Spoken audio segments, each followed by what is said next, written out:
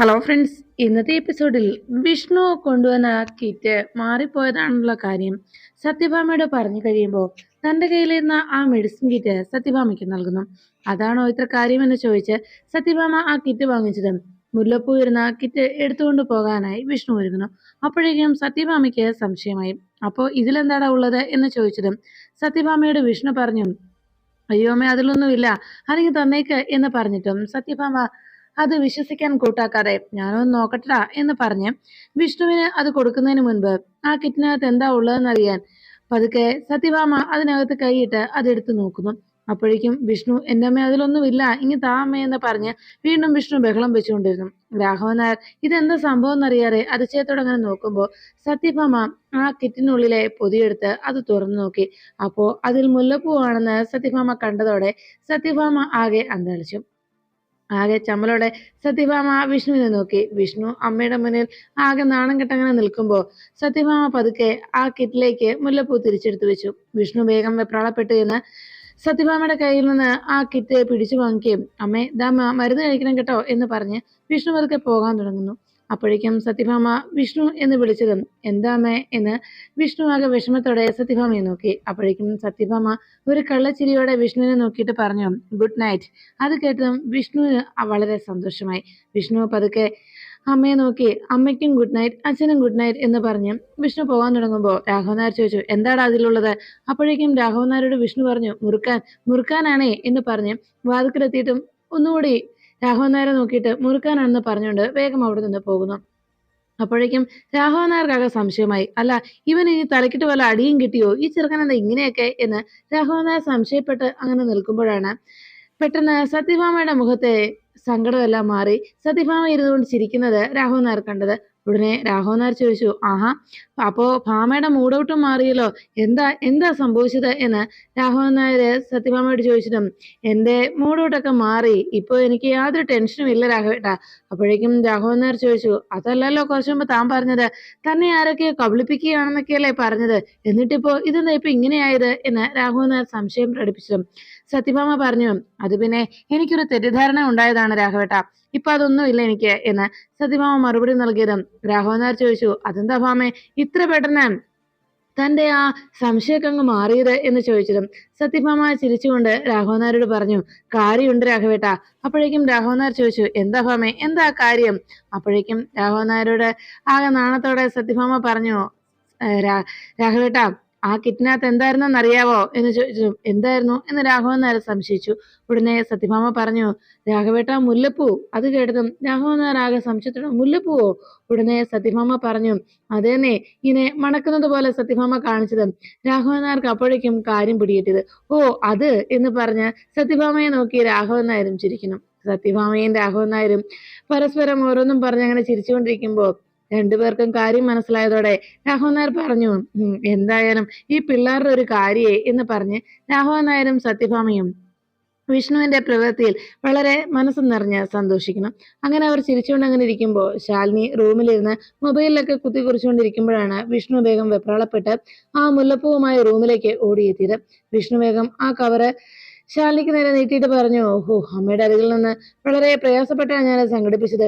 അതെ, ഇനി ഇത് വേഗം കൊണ്ടുപോയി ശ്യാമയ്ക്ക് കൊടുക്കുക കേട്ടോ എന്ന് പറഞ്ഞ് വിഷ്ണു അത് കൊടുത്തതും ശാലിനി വേഗം അത് വാങ്ങിച്ച് പോകാൻ തുടങ്ങുമ്പോഴേക്കും ശാലിനി ചോദിച്ചു, ഇത് മുമ്പത്തെ പോലെ തന്നെയാണോ? ഇത് മുല്ലപ്പൂ തന്നെയാണോ എന്ന് ചോദിച്ച് വിഷ്ണുവിനെ കളിയാക്കിക്കൊണ്ട് ആ കിറ്റ് തുറന്ന് ശാലിനി മുല്ലപ്പൂവിന്റെ പൊതി കയ്യിലെടുത്തു. അതെ, നല്ല മണം എന്ന് ശാലിനി വിഷ്ണുവിനെ നോക്കി പറഞ്ഞുകൊണ്ട് ആ കിറ്റ് മാത്രം വിഷ്ണുവിന്റെ കയ്യിലേക്ക് എറിഞ്ഞു കൊടുത്ത് ശാലിനി ആ പൊതിയുമായി ശ്യാമയുടെ റൂമിലേക്ക് പോകുന്നു. വിഷ്ണു നാണത്തോടെ ആ കിറ്റ് എടുത്ത് കയ്യിൽ പിടിച്ച് അങ്ങനെ വട്ടം കറക്കുന്നതിനിടയിൽ മുല്ലപ്പൂവിന്റെ ഗന്ധമൊന്ന് ആസ്വദിക്കാനായി ആ കിറ്റൊന്ന് മണക്കാൻ തുടങ്ങിയതും വിഷ്ണു ആലോചിച്ചു, അയ്യോ വേണ്ട, അല്ലെങ്കിൽ പുലിവാലായാലോ എന്ന് ആലോചിച്ചുകൊണ്ട് വിഷ്ണു വേഗം ആ കവറ് തന്റെ അരികിൽ നിന്ന് മാറ്റിവെക്കണം. അപ്പോഴാണ് സുസ്മിതയുടെ വീട്ടിൽ ജഗദീപിനെ മനഃപൂർവ്വം സുസ്മിതയെയും സരളയും പിടിച്ചു നിർത്തിയതിനു ശേഷം സുസ്മിതയുടെ വീട്ടിൽ ഭക്ഷണമൊക്കെ കഴിച്ചു കഴിഞ്ഞ് രാത്രിയിൽ കിടക്കാനായി വളരെ പാട്ടൊക്കെ പാടി ജഗദീപ് റൂമിലേക്ക് പോകുന്നു. ഈ സമയത്ത് സുസ്മിത ഡൈനിങ് ടേബിളിൽ ഇരുന്നുകൊണ്ട് ആലോചിച്ചത് തന്നോട് അമ്മ പറഞ്ഞ കാര്യങ്ങളായിരുന്നു. സരള തന്നോട് ഉപദേശിച്ചത് എന്തായിരുന്നു എന്നെല്ലാം ഓർത്തുകൊണ്ട് സുസ്മിത അങ്ങനെ ഇരിക്കുമ്പോൾ ജഗദീപ് റൂമിലേക്ക് എത്തി ബെഡിലേക്ക് ചാടിക്കിടക്കുന്നു. എന്നിട്ട് ജഗദീപ് ഓർത്തു, ഹോ എത്ര നാളായി ഇതുപോലൊരു ബെഡിലൊക്കെ കിടന്നിട്ട് എന്ന് ജഗദീപ് ഇങ്ങനെ ആലോചിച്ചു. അപ്പോഴേക്കും സുസ്മിത അമ്മ പറഞ്ഞ കാര്യങ്ങളെല്ലാം ഓർത്തുകൊണ്ട് അവിടെ ചേറ് വലിച്ച് ഡൈനിങ് ടേബിളിനരികിൽ തന്നെ അങ്ങനെ ഇരുന്ന് ആശങ്കയോടെ ഇരിക്കുമ്പോൾ അരികിലേക്ക് സരള ലൈം ജ്യൂസുമായി എത്തി. സരള 2 ഗ്ലാസ്സില് ലൈം ജ്യൂസ് കൊണ്ടുവന്ന് സുസ്മിതയുടെ മുന്നിലേക്ക് വെച്ചു. സുസ്മിത ആകെ ആശങ്കയോടെ സരളയെ നോക്കി. എന്നിട്ട് സരള പറഞ്ഞു, ഞാൻ പറഞ്ഞത് നീ കേട്ടല്ലോ, നീ വേഗം ഇത് കൊണ്ടുപോയി കൊടുക്ക് എന്ന് പറഞ്ഞതും ഉടനെ നിന്റെ സ്ഥിരം പരിപാടി തന്നെയാ എന്ന് സുസ്മിതയോട് സരള അറിയിച്ചു. ഉടനെ സുസ്മിത അതിശയത്തോട് ചോദിച്ചു, എന്താ അമ്മേ, മയക്കുമരുന്നോ എന്ന് ചോദിച്ചതും, അതെ, നീ എന്താ ഇത്ര ആശങ്കപ്പെടുന്നത്? ഇത് നീ ആദ്യമായിട്ട് ചെയ്യുന്ന കാര്യമൊന്നും അല്ലല്ലോ. ഇവിടെ നീ ഒറ്റയൊരു കാര്യം ചെയ്താൽ മതി. നീ ഇത് അവന് കൊണ്ട് കൊടുത്തതിന് ശേഷം 1-2 ഫോട്ടോസ് എടുക്കണം, അത്രമാത്രം എന്ന് പറഞ്ഞതും സുസ്മിത ചോദിച്ചു, ഫോട്ടോസോ? ദേ, നീ ഒന്നും അറിയാത്തതുപോലെ എന്റെ മുന്നിൽ ഇങ്ങനെ വെറുതെ നാടകം കളിക്കരുത് സുസ്മിത എന്ന് സരള ദേഷ്യത്തോടെ സുസ്മിതയോട് പറഞ്ഞു. അതെ, നമ്മൾ ചെയ്യേണ്ടത് അവന് ഈ മയക്കുമരുന്നുള്ള ജ്യൂസ് കൊടുത്ത് അവനെ മയക്കി കിടത്തിയതിനു ശേഷം വളരെ ഇന്റിമസി തോന്നുന്ന കുറച്ച് ഫോട്ടോസ് എടുക്കണം. അതാ ഞാൻ പറഞ്ഞത്. അവനൊരു കാരണവശാലും നമ്മുടെ പിടിയിൽ നിന്ന് ഒഴിഞ്ഞു പോകാൻ പാടില്ല. അവളുടെ ആ ഫോട്ടോസ് കണ്ടാൽ ഒരു ധനലക്ഷ്മിയും അവനെ തിരിഞ്ഞു പോലും നോക്കരുത്. ആ വിധത്തിലായിരിക്കണം എന്ന് സുസ്മിതയോട് സരള പറഞ്ഞു. പെട്ടെന്ന് സുസ്മിത ചാടി എഴുന്നേറ്റിട്ട്, അമ്മേ, അത്രയ്ക്കൊക്കെ വേണോ എന്ന് ചോദിച്ചതും, നിർത്തടി, ഞാൻ പറഞ്ഞ നീ മര്യാദയ്ക്ക് അനുസരിക്കാൻ നോക്ക് എന്ന് പറഞ്ഞ് സരള സുസ്മിതയുടെ നേരെ ദേഷ്യപ്പെട്ടു. ഉടനെ സരളയുടെ വാക്കുകൾ കേട്ടതും സുസ്മിത പേടിച്ചുകൊണ്ട് ചാടി എഴുന്നേറ്റു. ഉടനെ തന്നെ ആ ട്രേ എടുത്ത് കയ്യിലേക്ക് കൊടുത്തിട്ട് സരള പറഞ്ഞു, ദാ ഈ ഗ്ലാസ്സിലെ ജ്യൂസ് നീ കുടിച്ചോണം. ഈ ലൈം ജ്യൂസ് നീ കുടിക്കാൻ പറഞ്ഞത് വേറൊന്നും കൊണ്ടല്ല, അവന് ഒരു കാരണവശാലും സംശയം തോന്നരുത്. പിന്നെ ഇതാ ഈ ഗ്ലാസ്സിൽ ഞാൻ സ്റ്റിക്കർ ഒട്ടിച്ചിട്ടുണ്ട്, ഇതിലാണ് മയക്കുമരുന്നുള്ളത്, കൃത്യമായി ഇത് തന്നെ അവന് കൊടുത്തോണം, പറഞ്ഞു കേട്ടല്ലോ എന്ന് പറഞ്ഞതും ശരിയമ്മേ എന്ന് പറഞ്ഞ് സുസ്മിത ആ ജ്യൂസുമായിട്ട് ജഗദീപിന്റെ റൂമിലേക്ക് പോകുന്നു. ആകെ സംശയത്തോടെ പിന്തിരിഞ്ഞ് സരളയെ നോക്കുമ്പോ സരള പോയി കൊടുക്കടി എന്ന് പറഞ്ഞ് ദേഷ്യപ്പെട്ടുകൊണ്ട് സുസ്മിതയെ നിർബന്ധപൂർവ്വം പറഞ്ഞയച്ചു. സുസ്മിത ജ്യൂസുമായി ജഗദീപിന്റെ റൂമിലേക്ക് പോകുമ്പോ സരള അവിടെ ഇരുന്നു കൊണ്ട് വളരെ അഹങ്കാരത്തോടെ ആലോചിച്ചു, അങ്ങനെ ചിറക്കൽ രാമചന്ദ്രന്റെ പണവും സ്വത്തും മുഴുവൻ ഇനി ഈ സരളയ്ക്ക് സ്വന്തമാകും എന്ന് സരള ഇങ്ങനെ മനക്കോട്ട കണ്ടുകൊണ്ട് അങ്ങനെ ഇരിക്കുമ്പോ ജഗദീപ് റൂമിൽ അവിടെ സുസ്മിത വരുമെന്നുള്ള പ്രതീക്ഷയിൽ സുസ്മിത എത്താൻ സാധ്യത ഏറെയാണെന്നുള്ള ആലോചിച്ച് അങ്ങനെ ജഗദീപും കിടന്നു. അപ്പോഴാണ് സത്യഭാമയുടെ വീട്ടിൽ രോഹിത്തും ശ്യാമയും റൂമിൽ ഇരുന്നുകൊണ്ട് അവരവരുടെ മൊബൈലിലേക്ക് നോക്കിക്കൊണ്ടിരുന്നത്. ഉടനെ തന്നെ ശ്യാമ തന്നെ നോക്കിയെന്ന് മനസ്സിലാക്കിയതോടെ രോഹിത്ത് വേഗം തന്നെ മൊബൈൽ എടുത്ത് ശബ്ദമൊക്കെ ഒന്ന് ശരിയാക്കി തൊണ്ടയൊക്കെ ഒന്ന് റെഡിയാക്കി ന്യൂസ് പേപ്പറിലെ ആ വാർത്തകൾ ഓരോന്ന് വായിക്കാനായി റെഡിയാവുന്നത് പോലെ തന്നെ മൊബൈലിലേക്ക് നോക്കി. അപ്പോഴേക്കും ശ്യാമ അടുത്തിരുന്ന ആ പില്ലോ കയ്യിലേക്ക് അങ്ങെടുത്തു. ശ്യാമ പില്ലോയും കയ്യിൽ പിടിച്ചുകൊണ്ട് ഗൗരവത്തോടെ രോഹിത്തിനെ നോക്കിയപ്പോ രോഹിത്ത് പകല് നടന്ന സംഭവങ്ങളെല്ലാം ഓർത്തെടുത്തു. അയ്യോ വേണ്ട, ഇനിയിപ്പോ വാർത്ത വായിക്കണ്ട. ഇന്ന് പകല് വായിച്ച വാർത്തയുടെ ക്ഷീണം ഇതുവരെയായിട്ട് മാറിയിട്ടില്ല. മൂക്കിന്റെ ഒരു പാലമാണ് പോയത്. എന്തായാലും ഇനി തടി കേടാക്കണ്ട എന്ന് രോഹിത് ഇങ്ങനെ ആലോചിച്ചിരിക്കുമ്പോ രോഹിത്തിനെ പില്ലോ കാണിച്ച് ഭയപ്പെടുത്തിയതിന്റെ ആശ്വാസത്തിൽ അങ്ങനെ ശ്യാമയും ഇരുന്നു. അവർ രണ്ടുപേരും അങ്ങനെ നോക്കിക്കൊണ്ടിരിക്കുമ്പോഴാണ് ശാലിനി അവിടേക്ക് എത്തിയത്. ശാലിനി കയ്യിലെ മുല്ലപ്പൂവുമായിട്ട് നേരെ ശ്യാമയ്ക്കരികിലേക്ക് എത്തിയിട്ട് ശാലിനി ചോദിച്ചു, എന്താടി മോളെ, നിനക്ക് എന്തോട് പിണക്കമുള്ളതുപോലെ എന്ന് ശ്യാമയോട് ശാലിനി ചോദിച്ചു. നിങ്ങൾ എന്താ ഉറങ്ങിയില്ലേ എന്ന് ചോദിച്ചതും ഇല്ല, കിടന്നില്ല എന്ന് ശ്യാമ മറുപടി നൽകി. അല്ല, നിനക്ക് എപ്പോഴും എന്തോ പരിഭവമുള്ളത് പോലെയാണല്ലോ എന്ന് ശാലിനി ശ്യാമയോട് ചോദിച്ചതും ശ്യാമ പറഞ്ഞു, ഓ എനിക്ക് ആരോടാ പിണക്കം, പിണക്കമൊക്കെ എന്നോടല്ലേ എല്ലാവർക്കും എന്ന് പറഞ്ഞതും ശാലിനി ചോദിച്ചു, അതിലൊരു പരിഭവം ഉണ്ടല്ലോ. അപ്പോഴേക്കും ശ്യാമ പറഞ്ഞു, ഓ വേറൊന്നുമല്ല, ഞാൻ കാരണം കുഞ്ഞേച്ചിയുടെ ജീവിതം തകർത്തുവെന്നാണ് പലരും ഒക്കെ ഇവിടെ പറയുന്നത് എന്ന് പറഞ്ഞതും ശാലിനി പറഞ്ഞു, അങ്ങനെയൊന്നുമില്ല, എനിക്ക് അങ്ങനെ യാതൊരു പരാതിയില്ല. കാരണം എന്റെ ജീവിതത്തിലെ തീരുമാനങ്ങളൊക്കെ ഞാൻ സ്വയം എടുക്കുന്നതാണ്, അതുകൊണ്ട് അതൊന്നും ഓർക്കണ്ട എന്ന് പറഞ്ഞ് ശാലിനി തന്റെ കയ്യിലിരുന്ന ആ മുല്ലപ്പൂവിന്റെ പൊതി കഴിച്ച് ശ്യാമയെ കാണിച്ചു. ദാ ഇത് നിനക്കുള്ളതാ എന്ന് പറഞ്ഞതും ശ്യാമ ചോദിച്ചു, ഇതോ മുല്ലപ്പൂവോ, ഇതിപ്പോ എന്തിനാ ചേച്ചി എനിക്ക് എന്ന് ചോദിച്ചതും ശാലിനി പറഞ്ഞു, അതെ, അവിടെ വിഷ്ണുവേട്ടന്റെ കൂട്ടുകാരനെ ഇതുപോലെ പൂക്കച്ചവടമാണ്. അപ്പൊ ഇന്ന് വഴിയിൽ വെച്ച് കണ്ടപ്പോ മുല്ലപ്പൂ കുറെ ബാക്കി വന്നു. അതന്നേരം വിഷ്ണുവേട്ടന്റെ കയ്യിൽ കൊടുത്തു വിട്ടു. വിഷ്ണുവേട്ടൻ കുറച്ച് നിനക്ക് തന്നേക്കാനായി പറഞ്ഞു, അതാ ഞാൻ കൊണ്ടുവന്നത് എന്ന് ശാലിനി അറിയിച്ചു. ഉടനെ ശ്യാമ പറഞ്ഞു, എന്നാ ഇത് ഫ്രിഡ്ജിൽ വെച്ചേക്കാൻ ചേച്ചി, നാളെ തലയിൽ ചൂടാലോ എന്ന് പറഞ്ഞതും ശാലിനി ശ്യാമയെ തടഞ്ഞു. ഇത് ഫ്രിഡ്ജിൽ കൊണ്ട് വെച്ചാലേ ഇതങ്ങ് ആകെ അങ്ങ് വാടിപ്പോകും, അത് ഇപ്പൊ തലയിൽ വെക്കണം, നീ അങ്ങ് മാറിക്കേ എന്ന് പറഞ്ഞതും ശ്യാമ ചോദിച്ചു, ഇതിപ്പോ ഞാൻ തലയിൽ വെച്ചിട്ട് എന്ത് ചെയ്യാനാ ചേച്ചി എന്ന് ചോദിച്ചതും, അതെ നീ തലയിൽ വെച്ചിട്ട് കിടന്നുറങ്ങണം അത്രേ ഉള്ളൂ എന്ന് പറഞ്ഞതും, കിടന്നുറങ്ങാനോ കുഞ്ഞേച്ചി എന്തൊക്കെ ഈ പറയുന്നത് എന്ന് ശ്യാമ അതിശയപ്പെട്ട് ചോദിച്ചതും ശാലിനി പറഞ്ഞു, എടി പെണ്ണെ നീ ഇതങ്ങ് തലയിൽ ചൂടിക്കേ, ഇത് നാളത്തേക്കായാലേ ഇത് വാടിപ്പോകും എന്ന് പറഞ്ഞ് ശ്യാമയുടെ തലയിൽ നിർബന്ധപൂർവ്വം ശ്യാമ എഴുന്നേൽപ്പിച്ച് നിർത്തി ശാലിനി ആ മുല്ലപ്പൂ തലയിൽ ചൂടിക്കൊടുത്തു. അങ്ങനെ മുടിയിലേക്ക് ആ മുല്ലപ്പൂ നിർബന്ധപൂർവ്വം വെച്ചു കൊടുത്തതിന് ശേഷം ശാലിനി ആ പൂവിന്റെ വാസന കാരണം പതുക്കെ ആ മുല്ലപ്പൂവിന്റെ മണമൊന്ന് ഒന്നുകൂടി അതിന്റെ ആ സുഗന്ധം വലിച്ചെടുത്തു. അങ്ങനെ മൂക്കിലേക്ക് അതിന്റെ സുഗന്ധം കയറിയതും ശാലിനിയുടെ കണ്ണുകളിൽ പെട്ടെന്ന് ഒരു മാറ്റമുണ്ടായി. ആ മുല്ലപ്പൂവിന്റെ സുഗന്ധം അങ്ങ് മനസ്സിലേക്ക് അങ്ങ് കയറിയതും ശാലിനി കുറച്ചു നേരം ആ മുല്ലപ്പൂവിലേക്ക് തന്നെ അങ്ങ് നോക്കിയിരുന്നു. അപ്പോഴേക്കും ശ്യാമ പെട്ടെന്ന് പിന്തിരിഞ്ഞ്, എന്താ കുഞ്ഞേച്ചി ഇത് എന്നിങ്ങനെ ചോദിച്ചു. അപ്പോഴേക്കും ശ്യാമ പിന്തിരിഞ്ഞ് ശാലിനിയെ നോക്കിയതും ശാലിനി അതിശയത്തോടെ കുറെ നേരം ശ്യാമയെ തന്നെ അങ്ങനെ ഉറ്റുനോക്കി. അപ്പോഴേക്കും ശ്യാമ ചോദിച്ചു, എന്താ കുഞ്ഞേച്ചി, എന്തു പറ്റി? ശ്യാമ ആ ചോദ്യം ചോദിച്ചതും ശാലിനി പെട്ടെന്ന് ഒന്നുമില്ല എന്ന് പറഞ്ഞ് വേഗം റൂമിൽ നിന്ന് ഇറങ്ങിപ്പോകുന്നു. ഈ സമയത്ത് എന്താ കാര്യം എന്നറിയാതെ ശ്യാമ പിന്തിരിഞ്ഞു നോക്കുമ്പോ ശാലിനി വാതിക്കലേക്ക് എത്തി ഒന്നുകൂടെ ശ്യാമയെ നോക്കി ഒന്ന് ചിരിച്ചിട്ട് അവിടെ നിന്ന് പോകുന്നു. ഈ സമയത്ത് ശാലിനി തന്റെ തലയിൽ ചൂടിവെച്ച ആ മുല്ലപ്പൂവിന്റെ ഗന്ധം ഒന്നുകൂടി ശ്യാമയും എടുത്ത് മണത്തു നോക്കി. ശ്യാമ ആ മുല്ലപ്പൂ അങ്ങ് മണത്തതും മൂക്കിലേക്ക് അതിന്റെ ഗന്ധം വല്ലാതെ ഇരച്ചു കയറുന്നു. ശ്യാമ വീണ്ടും വീണ്ടും ആ മുല്ലപ്പൂ ഒന്നുകൂടി എടുത്ത് മണത്തു. അപ്പോഴേക്കും രോഹിത് ശ്യാമ എന്തായി ചെയ്യുന്നതെന്ന് ശ്രദ്ധിച്ചു. ശ്യാമ ആ മുല്ലപ്പൂവിന്റെ മണം അങ്ങ് ആസ്വദിച്ച് ശരിക്കും അങ്ങ് ആ ഗന്ധം മനസ്സിലേക്ക് അങ്ങ് കയറുമ്പോ രോഹിത്തിന് എന്താ സംഭവിക്കണമെന്നറിയാതെ രോഹിത് അതിശയത്തോടെ നോക്കിയിരുന്നു. വീണ്ടും വീണ്ടും ആ മുല്ലപ്പൂ അങ്ങനെ മണത്തുകൊണ്ട് ശ്യാമ ആ ബെഡിലേക്ക് ചെന്നങ്ങനെ ഇരുന്നു. രോഹിത് മൊബൈലിൽ അങ്ങനെ കുത്തിക്കുറിക്കുന്ന കണ്ട് ശ്യാമ കുറച്ചു നേരത്തേക്ക് രോഹിത്തിനെ തന്നെ ഉറ്റുനോക്കി. അപ്പോഴാണ് സുസ്മിത ആ ലൈം ജ്യൂസുമായിട്ട് നേരെ ജഗദീപിന്റെ റൂമിലേക്ക് എത്തിയത്. വാതിക്കലെത്തിയതും ഉടനെ ജഗദീപ് ചോദിച്ചു, സുസ്മിതയോ, വരൂ വരൂ എന്ന് പറഞ്ഞ് സുസ്മിതയെ ക്ഷണിച്ചതും സുസ്മിത വേഗം ലൈം ജ്യൂസുമായിട്ട് അരികിലേക്ക് എത്തി. ഇത് ജഗദീപേട്ടനുള്ളതാണ് ഈ ലൈം ജ്യൂസ് എന്ന് പറഞ്ഞതും ഉടനെ ജഗദീപ് പറഞ്ഞു, അയ്യോ ഞാനിത് കുടിക്കാറില്ലല്ലോ എന്ന് പറഞ്ഞതും സുസ്മിത പറഞ്ഞു, അയ്യോ അങ്ങനെ പറയല്ലേ ജഗദീപേട്ട, ജഗദീപേട്ടന് സ്നേഹത്തോടെ ഞാൻ ഉണ്ടാക്കിയതല്ലേ, ഇത് കുടിക്കേ എന്ന് പറഞ്ഞതും അവസാനം ജഗദീപ് ശരി സുസ്മിതയുടെ നിർബന്ധമല്ലേ, എന്നാ ശരി ഞാൻ കുടിക്കാം എന്ന് പറഞ്ഞ് ജഗദീപ് അതിലെ ഒരു ഗ്ലാസ് കയ്യിലേക്ക് എടുത്തു. അങ്ങനെ ആ ജ്യൂസ് പെട്ടെന്ന് ജഗദീപ് കുടിക്കാനായി കയ്യിലെടുത്തതും സുസ്മിത ജ്യൂസ് കുടിക്കാതെ അങ്ങനെ നിൽക്കുന്നത് കണ്ട് ജഗദീപ് ചോദിച്ചു, അല്ല സുസ്മിത എന്താ കുടിക്കാത്തത്, ലൈം ജ്യൂസ് കുടിക്കുന്നില്ലേ എന്ന് ചോദിച്ചതും സുസ്മിത പറഞ്ഞു, ഞാൻ കുടിക്കാം.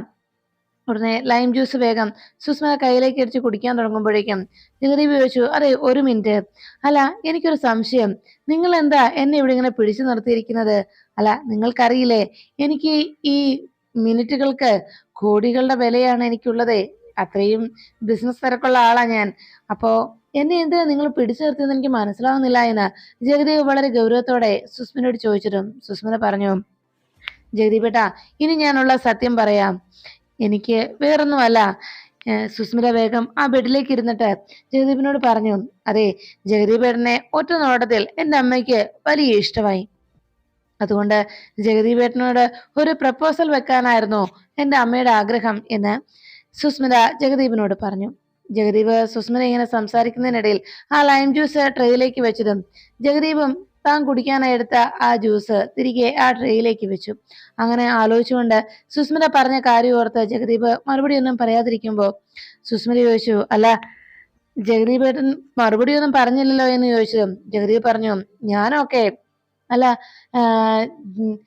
സുസ്മിതയുടെ അച്ഛനതൊരു പ്രശ്നമാവില്ലേ എന്ന് ചോദിച്ചതും ജഗദീപ് പറഞ്ഞു. ചോദിച്ചത് കേട്ട് സുസ്മിത പറഞ്ഞു, അച്ഛനൊരു പ്രശ്നവും ഇല്ല, അച്ഛന് സന്തോഷമേ ഉള്ളൂ എന്ന് പറഞ്ഞതും ഉടനെ ജഗദീപ് ചോദിച്ചു, അല്ല അപ്പോ ഇത് സെക്കൻഡ് മാരേജ് അല്ലേ, അതെങ്ങനെ ശരിയാവും എന്ന് ചോദിച്ചതും സെക്കൻഡ് മാരേജ് ഒക്കെയാ, പക്ഷെ അയാളെ കൊണ്ട് ഒന്നിനും കൊള്ളത്തില്ലായിരുന്നേ, ഞങ്ങൾക്കിടയിൽ ഒന്നും നടന്നിട്ടില്ല, അതാണ് സത്യം, അതുകൊണ്ട് കാര്യമായിട്ടൊന്നും സംഭവിച്ചിട്ടില്ല എന്ന് പറഞ്ഞതും ജഗദീപ് ചോദിച്ചു, അല്ല അങ്ങനെയാണെങ്കിൽ പിന്നെ എങ്ങനെ സുസ്മിത ഉണ്ടായി, അല്ല സുസ്മിത എന്താ ടെസ്റ്റ് ശിശു വല്ലതും ആണോ എന്ന് ചോദിച്ചതും സുസ്മിത പെട്ടെന്ന് ചാടി എഴുന്നേറ്റു. അല്ല, അതെന്താ ജഗദീപേട്ട അങ്ങനെ പറഞ്ഞത്? അപ്പോഴേക്കും ജഗദീപ് ചോദിച്ചു, അല്ല സുസ്മിതയല്ലേ പറഞ്ഞത് അവർക്കിടയിലൊന്നും ഉണ്ടായിട്ടില്ല എന്ന്. അപ്പൊ പിന്നെ എങ്ങനെയാ സുസ്മിത ജനിച്ചത് എന്ന് ജഗദീപ് അന്വേഷിച്ചതും ഉടനെ സുസ്മിത പറഞ്ഞു, അയ്യോ എന്റെ ജഗദീപേട്ട, ഈ പ്രപ്പോസല് എന്റെ അമ്മയ്ക്കല്ല എന്ന് പറഞ്ഞതും ജഗദീപ് ചോദിച്ചു, പിന്നെ ആർക്കാ എന്ന് അതിശയത്തോടെ ഒന്നും അറിയാത്തതുപോലെ ജഗദീപ് അന്വേഷിച്ചതും സുസ്മിത വേഗം നാണത്തോടെ തറയിൽ നിന്ന് അങ്ങനെ നാണം കൊണ്ട് കാൽവിരൽ കൊണ്ട് അങ്ങനെ വട്ടം വരച്ച് നിൽക്കുന്നത് കണ്ട് ജഗദീപ് സുസ്മിനെ നോക്കുന്നു. ഉടനെ സുസ്മിന നാണത്തോടെ പറഞ്ഞു, അതെ എനിക്കുള്ള പ്രപ്പോസലിന്റെ കാര്യം പറഞ്ഞത് എന്ന് പറഞ്ഞു ജഗദീപ് പെട്ടെന്ന് ഓ അത് ശരി എന്ന് പറഞ്ഞ് സുസ്മിതയ്ക്ക് കുടിക്കാനായി കൊണ്ടുവന്ന ആ ലൈം ജ്യൂസ് വേഗം ജഗദീപ് എടുത്ത് കുടിക്കുന്നു. ഒറ്റ ശ്വാസത്തിൽ ആ ലൈം ജ്യൂസ് കുടിച്ചതിന് ശേഷം ജഗദീപ് തിരികെ ആ ഗ്ലാസ് എടുത്ത് അവിടേക്ക് വെച്ചു. എന്നിട്ട് സുസ്മിതയോട് പറഞ്ഞു, സുസ്മിത കുടിക്ക് എന്ന് പറഞ്ഞ് തനിക്ക് കൊണ്ടുവന്ന ആ ലൈം ജ്യൂസ് ജഗദീപ് തന്ത്രപരമായി സുസ്മിതയ്ക്ക് നൽകുന്നു.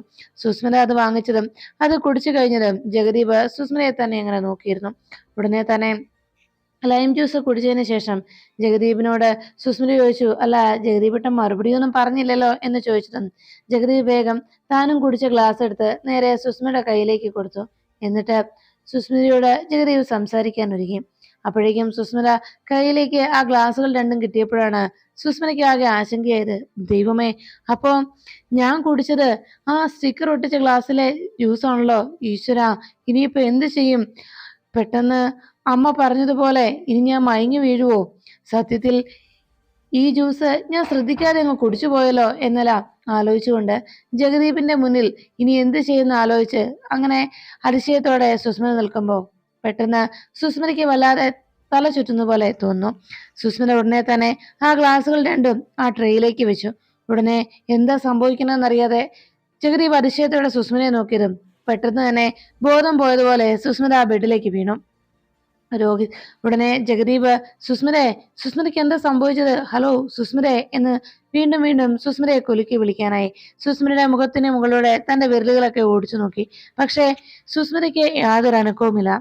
ബോധം കെട്ട് വീണ് കിടക്കുകയാണെന്ന് മനസ്സിലാക്കിയതോടെ ജഗദീപ് ആലോചിച്ചിട്ട് പറഞ്ഞു, ഓ ഒടിയന്റെ മുന്നിലാ മായം കളിക്കാൻ നീ വന്നത് അല്ലെ എന്ന് ചോദിച്ചുകൊണ്ട് ജഗദീപ് തനിക്ക് കൊണ്ടുവന്ന ആ ജ്യൂസിൽ ആ സ്റ്റിക്കർ ഒട്ടിച്ച ആ ഗ്ലാസ് കയ്യിലെടുത്തുകൊണ്ട് അതിലേക്ക് നോക്കി ജഗദീപ് ചിരിച്ചുകൊണ്ട് അങ്ങനെ ഇരുന്നു. സത്യത്തിൽ തന്നെ കൊടുക്കാനായി സുസ്മിത കൊണ്ടുവന്ന ആ പദ്ധതി കൃത്യമായി സുസ്മിതയ്ക്ക് തന്നെ തിരിച്ചു കൊടുത്തതിന്റെ സന്തോഷത്തിൽ ജഗദീപ് അങ്ങനെ ഇരുന്നു. സുസ്മിത ഈ ബോധം കെട്ട് കിടക്കുന്നത് തനിക്ക് എന്തെങ്കിലും ഒരു ലാഭം, തനിക്ക് ഏതെങ്കിലും വിധേന ഈ ഒരു അവസരം ഉപയോഗപ്പെടുത്താൻ കഴിയുമോ എന്ന് ജഗദീപ് ആലോചിക്കണം. അപ്പോഴാണ് വിഷ്ണു രോഹിത്തിന്റെയും ശ്യാമയുടെയും കാര്യങ്ങളൊക്കെ ആലോചിച്ച് അങ്ങനെ റൂമിലിരിക്കുമ്പോൾ ശാലിനി റൂമിലേക്ക് എത്തി. വിഷ്ണു വളരെ സന്തോഷത്തോടു കൂടി അങ്ങനെ ഇരിക്കുമ്പോൾ കൊടുത്തോ എന്ന് വിഷ്ണു അന്വേഷിച്ചതും ശാലിനി പറഞ്ഞു, മുടിയിൽ ചൂടി കൊടുത്തിട്ടുണ്ട്. അപ്പോഴേക്കും വിഷ്ണു വളരെ സന്തോഷത്തിലായി. വിഷ്ണു ശ്യാമയുടെയും രോഗത്തിന്റെയും റൂമിൽ ഇനി എന്ത് സംഭവിക്കുമെന്നൊക്കെ ആലോചിച്ച് വിഷ്ണു വളരെ ചിരിച്ചുകൊണ്ട് അവിടെ നടക്കാൻ പോകുന്ന കാര്യങ്ങളൊക്കെ ഓർത്ത് അങ്ങനെ സന്തോഷത്തോടെ അങ്ങനെ ഇരിക്കുമ്പോൾ ശാലിനി വിഷ്ണുവിനെ തന്നെ അങ്ങനെ നോക്കുന്നു.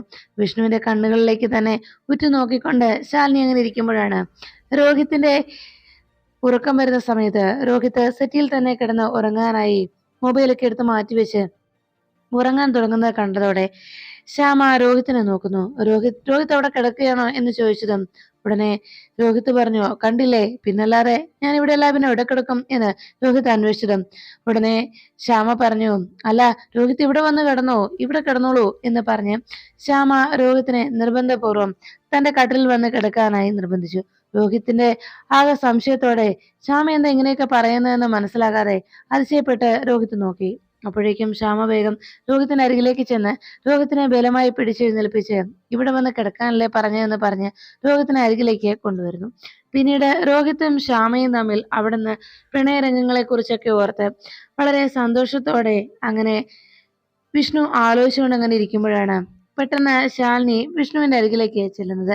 വിഷ്ണു രോഹിത്തിന്റെയും ശ്യാമയുടെയും കാര്യം ഓർത്ത് അങ്ങനെ ചിരിച്ചിരിക്കുമ്പോൾ ശാലിനി പതുക്കെ വിഷ്ണുവിന്റെ അരികിലേക്ക് ചെല്ലുന്നതും വിഷ്ണുവിന്റെ മുഖമൊക്കെ തലോടിക്കൊണ്ട് വളരെ സ്നേഹത്തോടെ വിഷ്ണുവിന്റെ അരികിലേക്ക് എത്തുന്നു. വിഷ്ണു എന്താ കാര്യം എന്നറിയാതെ അങ്ങനെ ശാലിനിയെ നോക്കി എന്തു പറ്റി എന്നൊക്കെ അന്വേഷിച്ചു. ഏയ് ഒന്നുമില്ല വിഷ്ണുവേട്ടാ എന്ന് പറഞ്ഞ് ശാലിനി അരികിലേക്ക് എത്തി വിഷ്ണുവിനോട് വളരെ സ്നേഹത്തോടെ ഇടപഴകുന്നു. ഇത് കണ്ടതോടെ വിഷ്ണുവിനാകെ അതിശയമായി. ശാലിനിക്ക് എന്താ സംഭവിച്ചത് എന്ന് മനസ്സിലാകാതെ വിഷ്ണു ആശങ്കയോടെ ശാലിനിയെ നോക്കുന്നു.